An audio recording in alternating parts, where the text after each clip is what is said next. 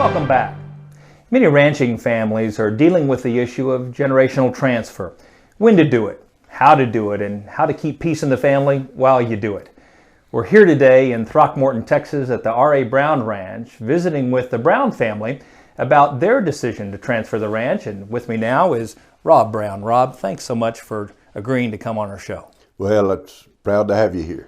We wanted to start, just give people a bit of a perspective about the history of this ranch. 5 generations, is that right? That's right. We actually moved from Virginia after the Civil War. My great-grandfather was in the Black Horse Cavalry under Zeb Stewart, and they lost everything in Virginia and came to Texas and started over. And we've been in the cattle business since the late 1800s, and we love the business, and it's passed down from family to family, and we've been fortunate. Most of the time we've grown it a little in each one's lifetime, but it's a chore to do today in the tax world that we're in. Got to make some decisions at some point. Rob, 5 generations, over 100 years of ranching tradition. What events or circumstances led you to make this decision now? We just feel like the death tax is a very unfair tax. I've worked all my lifetime to buy my sister out and grow this ranch, and to give it up for taxes is not what's in my plan, and that's why we made the decision to divide it to the 4 children at this time. Some families in your position don't have any kids that want to come back to the ranch. In your case, you had 4 children that wanted to be involved in production agriculture. Did you find that a benefit or a challenge? Yes, actually, they've grown some ranches of their own, and they've bought some land and know how to ranch, and are very capable, and not everybody's, I'm sure, got that circumstance. Not all of them like the seed stock end of it. Most of them like commercial cows and stocker, and of course we built this ranch around the seed stock end of it. So tell us this, what was the children's reaction when you came to them and said, it's time to make a transfer?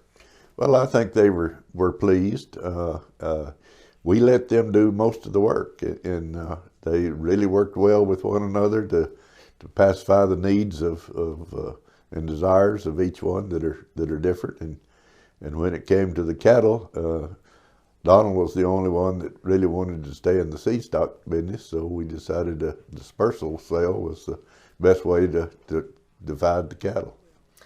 And tell us this, as you mentioned the kids took a real leadership role. Give us more about the process of how you went through the mechanics of deciding who got what, or what assignment did you give your children? Well, we had them to make the decision that they wanted to do it and wanted to work together, and they did, and they sat down and divided it up in increments that best fit. Jody, my son-in-law, was the only farmer in the bunch, so he got the majority of the farmland, and Donald needed the facilities, the feedlot, and all here at the headquarters to do a seed stock operation, and they really worked together to give one another the needs that they prefer. As you and Peggy approached this process, what were you most afraid of? Well, we were very fortunate. I mean, we don't know how long our lifespans are going to be, and we were very fortunate to be in a position with some other economic income that we felt was satisfactory for us, and tax-wise, we just felt like it was the time to make the move, and the kids were trained and ready, and so it's worked well for us. Is there any part of the process that you look back on and say that was a critical success factor, or this is something I would absolutely recommend to other people, a decision or an action that you took to make the process go smoother? Well, I think the dispersal sale, as far as the cattle, was in our circumstance, where they had a very recognizable seed stock program going, and I think that worked. It's a lot easier to divide those dollars than it was to divide those cows, and so it's worked very well for us. So Rob, tell us this. Is there anything you would have done differently looking back on the situation? Well, history will, I guess, answer that for us, but we think it was a good move and it's gone well, and we're very happy and satisfied. So Rob, fast forward 10 years from now, how will you know that this decision has been a success at that point? Well, we hope Peg and I are still healthy and alive and enjoying our children and grandchildren and great-grandchildren, and be fun to watch them grow up under ranching circumstances like our children did. And we've always said it's not the most lucrative occupation there is, but it's sure the right place to raise kids and cattle and quarter horses, and we think growing up on a ranch is really important, and a lot of love in the family and working together, and I think it's a great choice. And you've done a good job raising all three of those things, I might add.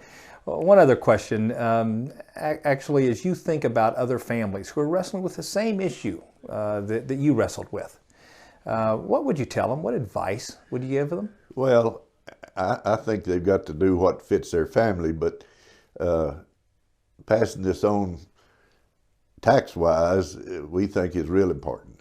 My father passed away when he was 62 and hadn't done much tax planning, and I had to pay enough tax to almost buy the ranch again. And I just don't think that's a fair situation, and we think the kids can run it, and a lot of love in the family, and it'll work. As we wrap up the interview today, you had made a comment once that as you make this decision, you're making this decision in order to keep the ranch in the family and the family in the ranch. What do you mean by that? Well, I think just what it says. We want the kids to carry on in the ranching industry, and we're leaving them enough to get a start, and I think they could grow it, and with the love and talent that they have, I think we'll be in the ranching business for generations to come. I would agree. Rob, thanks for your time, and thanks for all your sage wisdom today. We appreciate it. Well, thank you very kindly.